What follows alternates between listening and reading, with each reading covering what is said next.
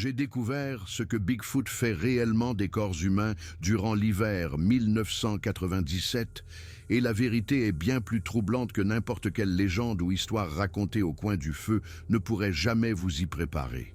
Ce que j'ai trouvé dans cette caverne souterraine, dans les montagnes de l'État de Washington, a changé tout ce que je pensais savoir sur la mort, l'inhumation et les créatures qui partagent ces forêts avec nous. Je m'appelle David Thornton. Je suis anthropologue judiciaire et voici l'histoire qu'on m'a ordonné de ne jamais partager. Mais, après 27 ans de silence, la vérité doit éclater. Décembre 1997 fut l'un des hivers les plus froids que la chaîne des Cascades ait connu depuis des décennies.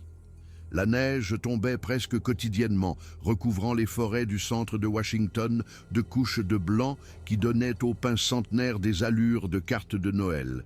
Mais sous cette beauté de carte postale, quelque chose de sombre se tramait.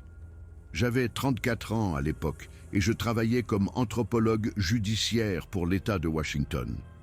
Mon travail consistait à analyser des restes de squelettes, à aider à identifier des corps, à déterminer les causes de la mort. Le genre de travail que la plupart des gens trouvent morbide, mais que je trouvais fascinant. J'avais travaillé sur toutes sortes de cas, des anciens sites funéraires amérindiens aux affaires criminelles modernes. L'appel est arrivé le 18 décembre 1997, un jeudi après-midi, alors que la pluie de Seattle martelait les fenêtres de mon bureau. J'étais dans mon bureau exigu à l'université, en train d'examiner des données génétiques provenant d'une étude sur la population de grizzlies, lorsque la détective Patricia Brennan, du bureau du shérif du comté de Stevens, a téléphoné. À l'instant où j'ai entendu sa voix, j'ai su que ce n'était pas une consultation de routine. « Dr Thornton, nous avons besoin de votre expertise pour quelque chose de très inhabituel », dit-elle sans préambule, la voix tendue par le stress et autre chose, de la peur peut-être. 4 randonneurs ont disparu au cours des 6 dernières semaines dans la Colville National Forest. Tous des baroudeurs expérimentés, avec une grande connaissance de l'arrière-pays. Tous disparus sans laisser de traces. Pas de corps, aucune preuve, juste volatilisés. Je suis vraiment désolé d'entendre ça, détective, mais j'analyse des restes humains, dis-je prudemment, sentant déjà où elle voulait en venir. Avez-vous trouvé des corps? Des restes ont-ils été retrouvés? Non, et c'est bien là le problème, dit-elle, la frustration évidente dans sa voix. Nous avons retrouvé leur campement complètement intact, leur équipement coûteux encore emballé et organisé, même leurs véhicules garés au début des sentiers sans que rien n'ait été touché. Mais aucun corps, nulle part, aucune trace de sang sur les lieux, aucun signe de lutte ou de violence, pas de vêtements déchirés ou de marques de défense sur les arbres ou les rochers. C'est comme s'ils s'étaient volatilisés, comme si quelque chose les avait cueillis et arrachés à l'existence. Elle fit une pause, et je pouvais entendre un bruit de papier froissé. Mais nous avons trouvé autre chose. Sur chaque site de disparition, des empreintes. Des empreintes très inhabituelles près de chaque endroit où les gens ont disparu. De grandes empreintes humanoïdes qui ne correspondent à aucun animal connu dans notre base de données. Ma curiosité professionnelle fut piquée au vif malgré mon scepticisme initial. De quel genre d'empreintes parlons-nous? Soyez précise. C'est exactement pour ça que je vous appelle, Dr Thornton, répondit-elle. Elles sont de structure humanoïde, montrant une locomotion bipède claire, mais fondamentalement anormale dans toutes leurs mesures. Beaucoup trop grande, probablement de 16 à 18 pouces de long. L'enjambée est trop longue, au moins 6 pieds entre les empreintes. La profondeur suggère un poids énorme, peut-être 600 livres ou plus. Et on les trouve systématiquement près des lieux exacts où les gens ont disparu. Presque comme si ce qui les avait faites était présent au moment de la disparition. Nous avons besoin de quelqu'un avec votre expérience en anatomie, comparée et en anthropologie judiciaire, pour examiner cela scientifiquement et nous dire à quoi nous avons vraiment affaire. J'aurais dû refuser sur le champ.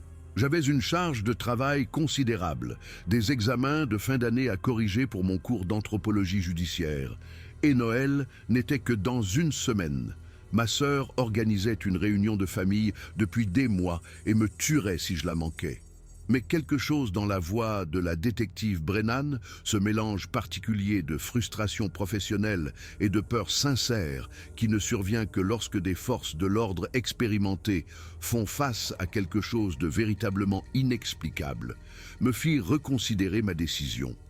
« Dans combien de temps avez-vous besoin de moi sur place ?» demandai-je, réorganisant déjà mentalement mon emploi du temps. « Dès que possible », dit-elle avec un soulagement audible. « Nous perdons du temps, Dr Thornton. Chaque jour qui passe dans ce froid hivernal diminue les chances de retrouver quelqu'un en vie. Et honnêtement, la population locale commence à avoir peur. La nouvelle des disparitions se répand et les gens commencent à parler de vieilles légendes, de choses qui ne devraient pas exister. J'ai besoin de faits, pas de folklore. » 2 jours plus tard, je me retrouvais à rouler vers le nord sur l'autoroute 395, ma Jeep Cherokee chargée de matériel, de vêtements chauds et de suffisamment de provisions pour une semaine dans les montagnes.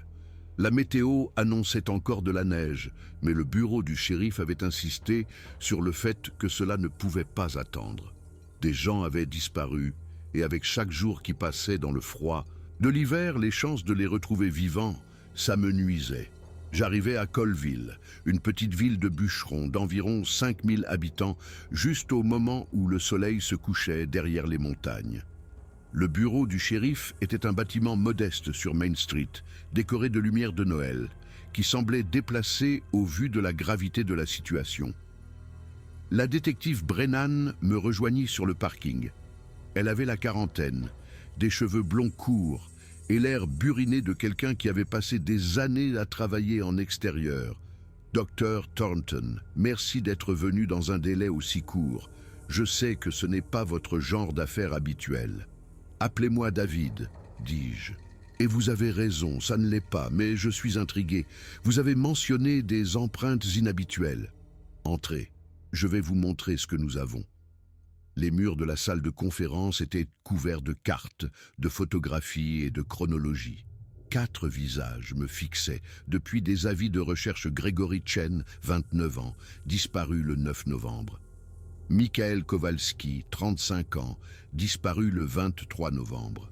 Rachel Foster, 31 ans, disparu le 5 décembre. James Anderson, 42 ans, disparu le 12 décembre. Tous des randonneurs expérimentés, expliqua Brennan en désignant chaque photo. Chen était guide en milieu sauvage. Kowalski était un ancien militaire avec une formation de survie. Foster avait fait de l'alpinisme dans l'Himalaya. Henderson était garde forestier avec 15 ans d'expérience. Ce ne sont pas des touristes amateurs qui se sont perdus. Elle sortit un dossier rempli de photographies. Celles-ci ont été prises sur chaque site de disparition. J'étudiai les images attentivement. Elles montraient de grandes empreintes de pas dans la neige et la boue, de forme clairement humanoïde avec 5 orteils, mais énormes, d'au moins 16 pouces de long, peut-être plus. Les mesures de la longueur de l'enjambée indiquaient quelque chose qui marchait debout, mais faisait des pas bien plus longs que n'importe quel humain normal. Des empreintes de Bigfoot, dis-je, sans prendre la peine de cacher mon scepticisme. « Détective, vous ne pensez pas sérieusement que... » « Je ne sais pas quoi penser, » m'interrompit-elle. « C'est pour ça que vous êtes là. Mais regardez ça. » Elle sortit une autre série de photos. Celles-ci ont été prises sur le site de Chen. Vous voyez ces marques dans la neige? Je regardais de plus près. Les photos montraient ce qui semblait être des traces de traînées partant du campement abandonné de Chen vers la forêt, de longues lignes parallèles, comme si quelque chose de lourd avait été tiré sur la neige.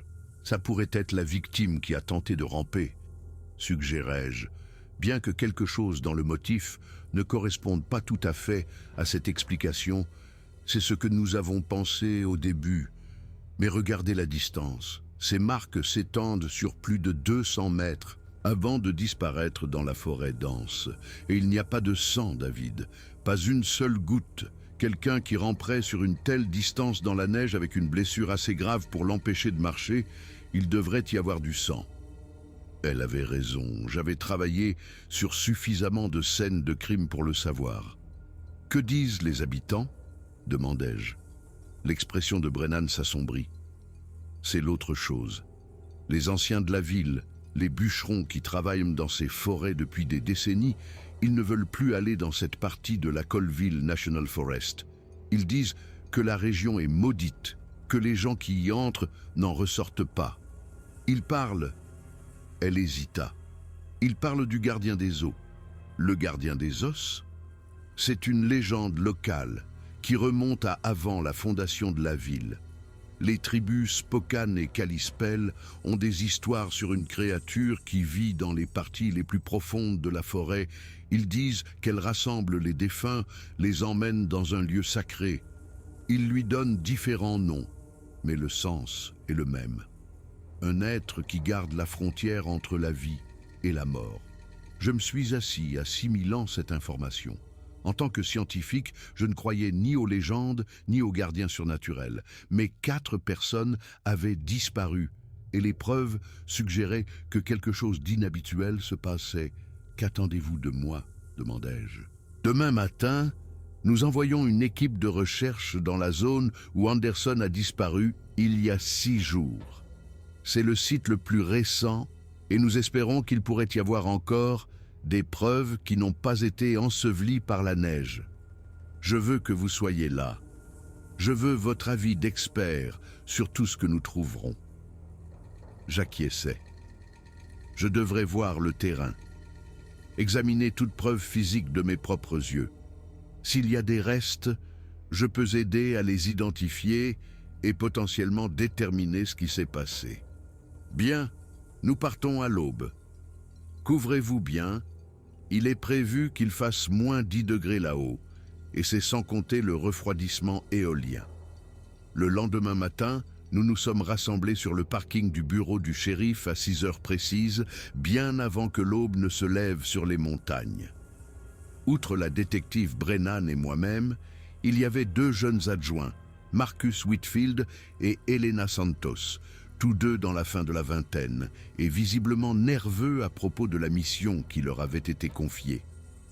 Nous avions aussi Earl Thompson, un coordinateur des recherches et sauvetages grisonnant d'une 60aine d'années avec des décennies d'expérience dans ces montagnes, qui avait amené 2 bergers allemands de pistage, entraînés nommés Rex et Sadie, et le docteur Lisa Yamamoto, la médecin légiste du comté, qui était montée de Spokane la veille au soir.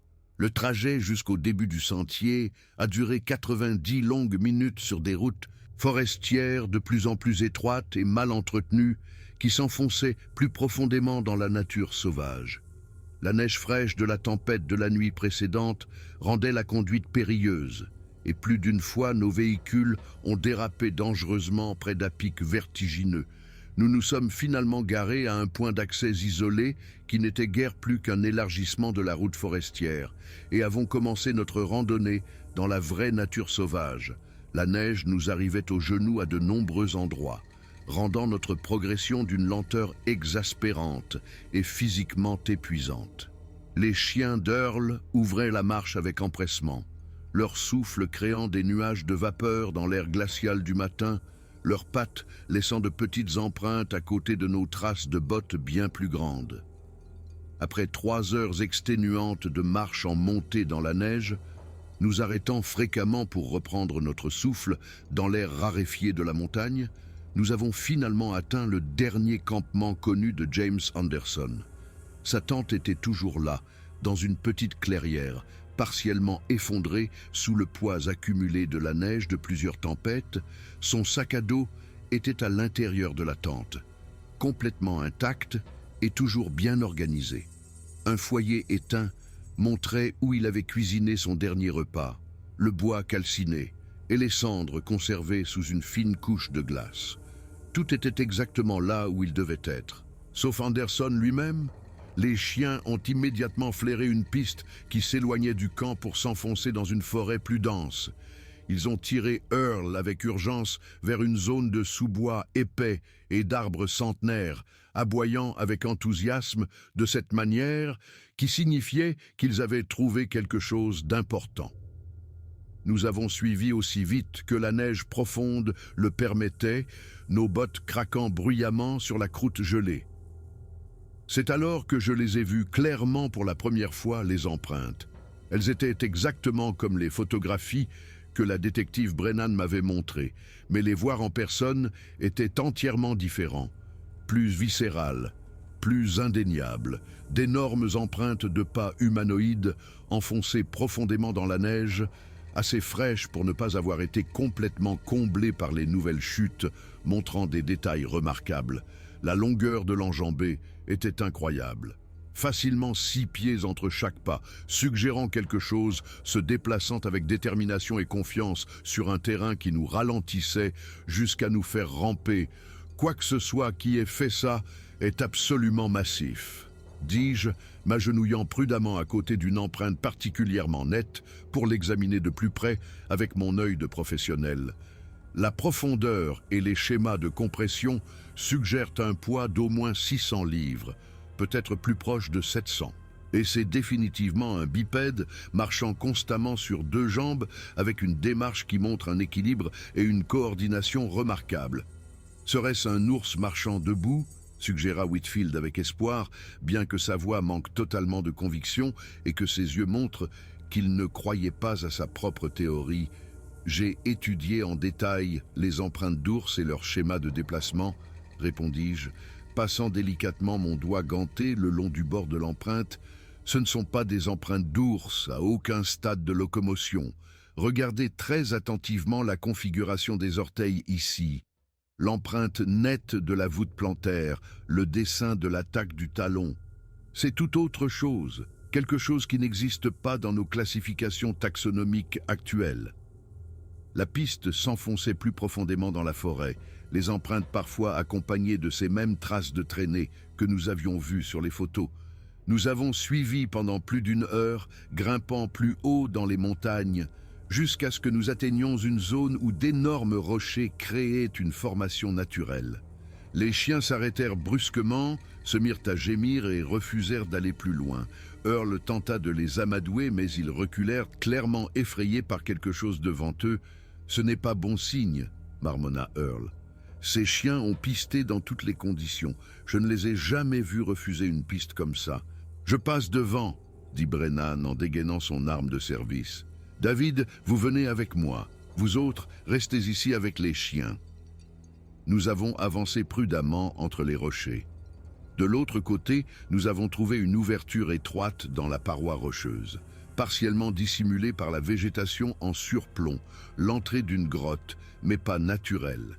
Les bords montraient des signes de modification délibérée, d'élargissement et de façonnage. Des empreintes fraîches menaient directement dans l'obscurité. Brennan sortit sa lampe de poche. « On y va, c'est peut-être là qu'il les retient. »« Détective !» commençai-je, mais elle avançait déjà. J'ai attrapé ma propre lampe et l'ai suivie. L'entrée de la grotte débouchait sur un tunnel plus large qui descendait en pente raide. Les parois étaient lisses, usées par des siècles d'utilisation. La température chuta sensiblement à mesure que nous nous enfoncions et notre souffle formait un nuage dans le faisceau de nos lampes.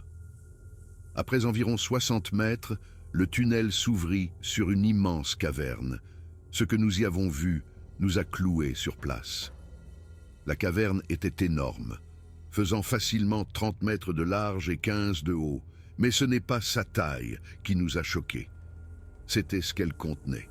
Des corps, des dizaines, peut-être plus, disposés en rangées impeccables sur le sol de la grotte. Mais il ne s'agissait pas de morts récentes éparpillées négligemment. C'étaient d'anciens restes, certains réduits à l'état de squelettes, soigneusement étendus et conservés. Chaque corps était positionné respectueusement sur le dos, les mains croisées sur la poitrine.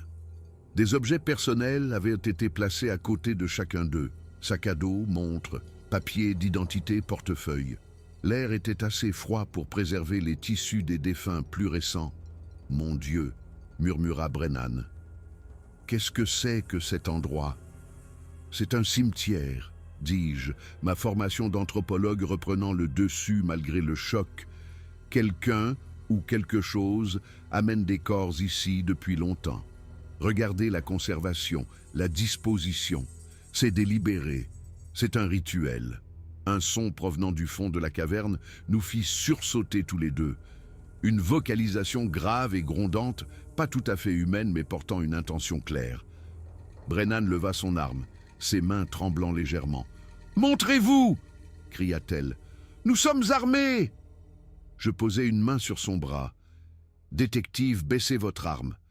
Si la créature qui est ici avait voulu nous faire du mal, nous serions déjà morts. Nous sommes sur son territoire maintenant. » Une forme massive émergea de l'ombre au fond de la caverne. Elle mesurait facilement 2,50 m, couverte d'un pelage brun-roux foncé, avec des épaules incroyablement larges et de longs bras puissants. Son visage était un mélange troublant de traits humains et simiesques, avec des yeux intelligents qui nous étudiaient attentivement. Un Bigfoot, un vrai Bigfoot vivant, se tenant à 6 mètres de nous dans une chambre funéraire souterraine remplie de restes humains. La créature émit un autre son, plus doux cette fois, et fit un geste lent vers les corps. Ce n'était pas menaçant. Elle essayait de communiquer quelque chose. J'avançai lentement, malgré les protestations urgentes et chuchotées de Brennan derrière moi. Je levai mes 2 mains vides bien haut pour montrer que je n'étais pas armé, que je n'étais pas une menace. La créature me regarda approcher avec une méfiance évidente, son corps massif tendu et prêt à bondir, mais pas agressif, ne se préparant pas à attaquer. Quand je fus à environ 3 mètres, assez près pour voir l'intelligence remarquable dans ses yeux et les mèches grises dans sa fourrure brun-roux qui témoignaient d'un âge avancé, elle fit un nouveau geste avec une main énorme vers les rangées de corps, puis vers elle-même en se touchant la poitrine, puis fit un lent mouvement de balayage qui semblait englober toute la caverne et tout ce qu'elle contenait. « Je comprends », dis-je doucement, ne sachant pas si elle pouvait comprendre mes mots, mais espérant désespérément que mon ton et mon langage corporel transmettaient une intention pacifique. « Vous êtes le gardien ici, n'est-ce pas? Vous les amenez à cet endroit quand ils meurent. Vous les protégez des charognards et des éléments, vous les préservez avec dignité et respect. » Les yeux du Bigfoot s'écarquillèrent visiblement dans ce qui ressemblait sans équivoque à de la surprise et peut-être du soulagement, et il hocha la tête délibérément. Un hochement de tête clair et net, indubitable, utilisant le langage corporel humain pour communiquer par-delà la barrière des espèces. Puis, il fit quelque chose qui semblait presque miraculeux dans ses implications en termes d'intelligence et d'empathie. Il se déplaça avec précaution vers l'un des corps les plus récents. Un homme en tenue de randonnée qui n'était pas mort depuis assez longtemps pour une décomposition significative, et ramassa très doucement un portefeuille qui se trouvait à côté des restes. Il m'apporta le portefeuille avec une délicatesse surprenante, le tenant dans sa main massive, aussi soigneusement que s'il était fait du verre le plus fragile, et le plaça dans ma paume tendue avec une douceur qui semblait impossible de la part de quelque chose d'aussi puissant physiquement. J'ouvris le portefeuille avec les doigts tremblants, osant à peine respirer. À l'intérieur se trouvait un permis de conduire avec la photo délavée d'un homme nommé Thomas Mitchell, souriant de cette manière gauche que les gens ont pour les photos administratives. Selon les dates sur le permis, cet homme avait été porté disparu en 1989, il y a 8 longues années. Sa famille l'avait cherché pendant tout ce temps, sans jamais savoir ce qui s'était passé, sans jamais pouvoir trouver la paix ou faire son deuil. « Deuil, c'est Thomas Mitchell !» criai-je à Brennan, ma voix se brisant légèrement sous l'émotion. Il a été porté disparu en 89. Sa famille le cherche depuis 8 ans. Ils n'ont jamais su ce qui lui était arrivé, n'ont jamais pu lui dire au revoir correctement. Le Bigfoot émit un son doux qui ressemblait presque à de la tristesse ou de la sympathie, puis fit un large geste vers les autres corps disposés dans la caverne, puis, vers les effets personnels à côté d'eux. Ils nous offraient, presque nous suppliaient, de nous aider à les identifier tous, à donner des réponses aux familles qui attendaient depuis des années, voire des décennies, la moindre information sur leurs proches disparus. Au cours de l'heure extraordinaire qui suivit, dans ce qui devint l'expérience la plus étrange et la plus profondément émouvante de toute ma vie professionnelle, le Bigfoot nous guida méthodiquement à travers la caverne avec une patience et un soin remarquables. Il nous apporta les papiers d'identité de chaque corps, l'un après l'autre, traversant parfois toute la longueur de la caverne pour récupérer un portefeuille ou une carte d'identité particulière. Certains des défunts étaient relativement récents, leurs traits encore reconnaissables. D'autres étaient morts depuis des décennies, réduits à l'état d'os nus, avec seulement leurs papiers d'identité usés par le temps, pour nous dire qui ils avaient été de leur vivant. Chaque fois qu'ils me tendaient quelque chose, la créature attendait patiemment et attentivement que je consigne les informations dans mon carnet, ne montrant absolument aucune agressivité alors qu'elle avait toutes les raisons de nous craindre ou de nous attaquer, ne montrant que ce qui semblait être un profond soulagement que quelqu'un comprenne enfin son but sacré en ce lieu caché. Lorsque nous arrivâmes à un corps positionné près de l'entrée, plus récent que la plupart des autres, et portant encore l'uniforme vert distinctif d'un garde du National Park Service, je sus avec certitude que nous avions trouvé James Anderson. Le Bigfoot toucha son épaule avec une douceur remarquable, presque tristement, avec ce qui semblait être un chagrin sincère dans les yeux, puis me regarda droit dans les yeux avec une expression qui transcendait les barrières des espèces et semblait poser une question très claire. Pouvez-vous dire au sien ce qui s'est passé? Pouvez-vous donner à sa famille la paix qu'elle mérite? J'acquiesçai avec emphase, des larmes menaçant de couler au coin de mes yeux. Oui, nous leur dirons tout ce que nous pouvons. Ils sauront ce qui lui est arrivé, qu'il n'a pas souffert, qu'on s'est occupé de lui avec dignité. Ils pourront trouver la paix et faire leur deuil correctement. La créature sembla comprendre, émettant un son doux qui portait un soulagement palpable et peut-être de la gratitude. Puis il fit quelque chose qui fit couler de vraies larmes sur mon visage, malgré mes tentatives de garder un sang-froid professionnel. Il nous conduisit avec précaution vers une section de la paroi de la caverne où des symboles avaient été minutieusement gravés directement dans la roche. Des pictogrammes simples mais remarquablement expressifs, montrant des silhouettes représentant à la fois des humains et des Bigfoot se tenant côte à côte, les bras ou les mains tendus les uns vers les autres dans des gestes de coopération et de respect mutuel. Les images avaient été créées avec un soin et une intention évidents, certaines clairement anciennes et polies par le temps, d'autres plus récentes avec des bords plus nets. Sous ces images gravées se trouvaient de nombreux petits tas de pierres, disposés selon des motifs très spécifiques, qui montraient une précision mathématique et une intentionnalité évidente. Le Bigfoot pointa avec insistance ses cairns de pierre, puis fit des gestes en direction de l'entrée de la grotte bien au-dessus de nous, puis effectua un mouvement de poussée distinct avec les deux mains comme pour avertir d'un danger. Il me fallut un long moment d'observation et de réflexion attentive pour comprendre pleinement ce que je voyais, pour décoder le message qu'il essayait d'envoyer depuis qui sait combien de temps. S'équerre signale des zones dangereuses dans toute la forêt, dis-je à voix haute, analysant les implications au fur et à mesure que je parlais. Vous avez essayé d'avertir les gens de ne pas s'approcher des endroits où ils pourraient mourir, où d'autres sont morts avant eux. Les éboulements, les falaises instables, les zones sujettes aux changements météorologiques soudains, les endroits où les gens se désorientent et se perdent. C'est à ça que servent ces tas de pierres, n'est-ce pas? Vous les avez placés dans toute la forêt, en essayant de sauver des vies. La créature hocha la tête avec emphase, plus vigoureusement qu'auparavant, et émit un son qui ressemblait presque à un soupir de profond soulagement, comme si un poids énorme avait été partiellement levé.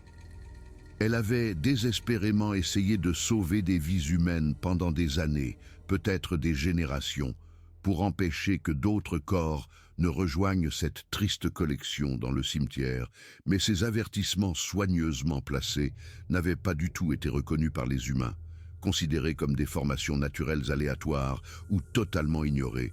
Et de plus en plus de gens continuaient de mourir aux mêmes endroits dangereux, année après année. « Je comprends maintenant, dis-je.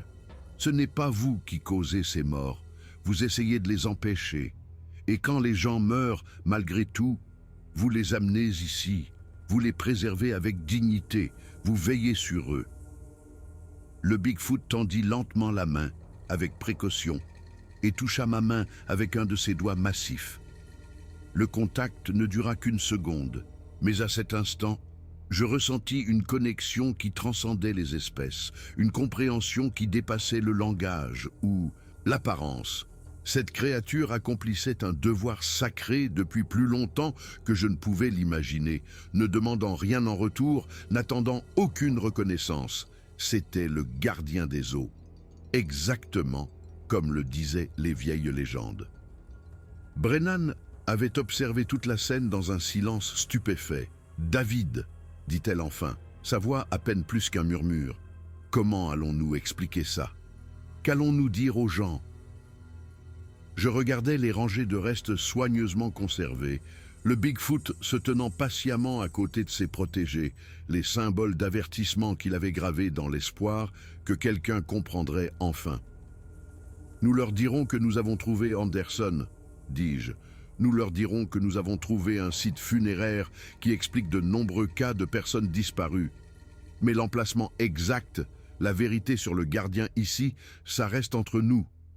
C'est une terre sacrée, et elle doit rester protégée. » Le Bigfoot sembla comprendre mes mots, ou du moins mon intention. Il hocha la tête une fois de plus, puis fit un geste vers l'entrée de la grotte. Il était temps pour nous de partir. Nous sommes sortis à la lumière du jour pour trouver le reste de notre équipe qui attendait avec anxiété. Le soulagement sur leur visage, quand ils nous ont vus, était palpable. « On allait appeler des renforts, » dit Whitfield. « Vous êtes là-dedans depuis plus de 2 heures. On pensait que... » Il s'interrompit, regardant par-dessus nos épaules la silhouette massive qui nous avait suivis jusqu'à l'entrée. Le Bigfoot se tenait à l'embouchure de la grotte, sa silhouette se découpant sur la neige blanche, nous observant avec ses yeux intelligents, s'assurant que nous comprenions la confiance qui nous avait été accordée. Je me retournai une dernière fois et levai la main en signe de respect et de remerciement. La créature leva sa propre main en réponse, puis se fondit dans l'ombre, disparaissant de notre vue. La randonnée de retour vers les véhicules se fit en silence. Nous étions tous en train de digérer ce dont nous avions été témoins, de comprendre le poids du secret que nous portions désormais. De retour au bureau du shérif, nous nous sommes réunis dans la salle de conférence. Nous 6 qui avions été dans cette caverne, nous sommes regardés en silence, posant la même question muette. Qu'est-ce qu'on dit aux gens? Nous avons trouvé Anderson, mort d'hypothermie, dit finalement Brennan. C'est la vérité. Nous avons aussi trouvé des preuves qui nous ont permis de résoudre 9 autres cas de personnes disparues des 20 dernières années. Nous pouvons dire que nous avons découvert leurs restes dans une zone reculée de la forêt, ce qui est également vrai. Mais l'emplacement exact est un site funéraire sacré qui doit être protégé. Ai-je terminé? Nous pouvons identifier les restes que j'ai examinés, apporter des réponses aux familles, sans révéler l'emplacement de la grotte. « Et la créature ?» demanda doucement Yamamoto. « Quelle créature ?» répondis-je. « J'ai vu des empreintes dans la neige. De grandes empreintes, probablement d'un ours. C'est ce que je mettrai dans mon rapport officiel. » Nous étions tous d'accord. La version officielle serait que nous avions trouvé Anderson et des preuves menant à d'autres restes. La vérité sur la caverne funéraire et son gardien resterait entre nous. Au cours de la semaine suivante, j'ai travaillé à l'identification des restes grâce à la documentation que le Bigfoot avait fournie. Chacun était une affaire classée, des familles qui attendaient depuis des années, dans certains cas des décennies, des réponses. Je les ai contactés personnellement, leur ai dit que nous avions retrouvé leurs proches, qu'ils étaient morts de cause naturelle dans la nature et que leur corps pouvait enfin rentrer à la maison.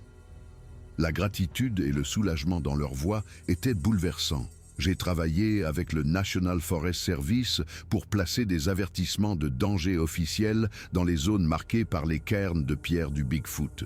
Nous avons documenté les terrains instables, les zones sujettes aux changements météorologiques soudains, les endroits où les gens pouvaient facilement se désorienter. Les avertissements ont été placés bien en vue et de nouvelles cartes de sentiers ont été imprimées avec ces dangers clairement indiqués. Les disparitions dans cette zone de la Colville National Forest ont cessé, que ce soit à cause des avertissements ou parce que le Bigfoot a senti que son message avait enfin été entendu. Je ne le saurai jamais. Je suis retourné à mon poste à l'université de Seattle, mais j'ai été transformé par ce que j'avais vécu. J'avais vu quelque chose qui remettait en question tout ce que je pensais savoir sur le monde, sur la mort et sur les créatures avec lesquelles nous partageons cette planète.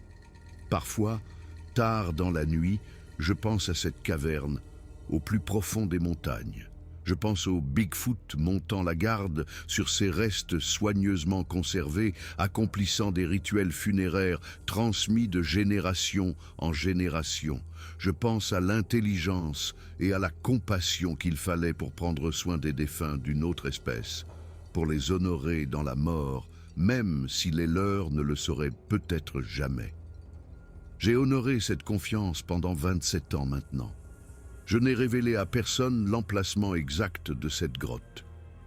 J'ai publié des articles sur les pratiques funéraires dans le nord-ouest du Pacifique, sur la signification culturelle du soin apporté aux défunts, mais je n'ai jamais mentionné ce que j'ai vraiment trouvé cet hiver-là, en 1997. Mais maintenant, à l'approche de la retraite, je sens qu'il est important que l'histoire soit racontée. Pas l'emplacement, jamais l'emplacement, mais la vérité sur ce que Bigfoot fait des corps humains. Non pas parce que la créature est une menace ou un monstre, mais parce qu'elle est tout le contraire. Ces êtres, ces Sasquatch que nous avons relégués au rang de légende et de folklore, agissent comme les gardiens silencieux de nos défunts depuis plus longtemps que nous ne pouvons l'imaginer. Lorsque des gens meurent seuls dans la nature, lorsqu'ils succombent à des accidents, à l'hypothermie ou à des causes naturelles loin de tout secours, Bigfoot les trouve. Et au lieu de les abandonner aux éléments, au lieu de permettre que leurs restes soient dispersés et perdus, ces créatures accomplissent leur propre rituel funéraire. Elles préservent les défunts avec dignité. Elles disposent les corps avec soin, incluent les effets personnels, entretiennent un cimetière qui, en termes de soins et de respect, ferait honte à bien des cimetières humains.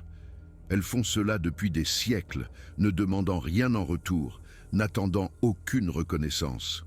Elles ont été les gardiens des os, comme le disaient les vieilles légendes amérindiennes. Le jour où j'ai touché la main de ce Bigfoot dans cette caverne souterraine, j'ai compris quelque chose de profond. L'intelligence et la compassion ne sont pas l'apanage des humains. La capacité au rituel, à honorer les morts, à se soucier des défunts d'une autre espèce, ces choses existent chez des créatures que nous avons rejetées comme des mythes. Alors oui, j'ai découvert ce que Bigfoot fait des corps humains. Et la vérité est à la fois terrifiante parce qu'elle implique sur ce que nous ignorons du monde, et magnifique parce qu'elle révèle sur la capacité de respect et de dignité qui existe au-delà de notre espèce. Les Bigfoot de la chaîne des Cascades sont toujours là-bas, entretenant toujours leur cimetière sacré, veillant toujours sur ceux qui meurent dans les forêts. C'est la vérité que je porte en moi depuis 27 ans. C'est le secret qu'on m'a dit de ne jamais partager, mais je crois que le monde est prêt à savoir, non pas où, mais quoi.